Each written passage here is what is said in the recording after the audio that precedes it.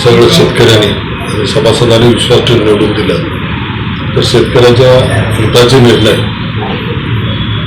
आणि सगळ्याला विश्वासात घेऊन व्यापारी आडते आम्हाला सुद्धा तोलार असू द्या आमचे कर्मचारी असू द्या आणि आमचे सर्व संचालक मंडळ यांच्या माध्यमातून आम्ही शेतकऱ्याच्या हिताचे जास्तीत जास्त जे निर्णय असतील आणि शेतकऱ्याच्या फायद्याचे ते आम्ही या पुढील कालावधीमध्ये घेणार आहे आणि आमचा 20-25 वर्षाचा अनुभव असल्यामुळे त्याचा फायदा नक्कीच हे शेतकऱ्यांना होईल. मालाची चोरी,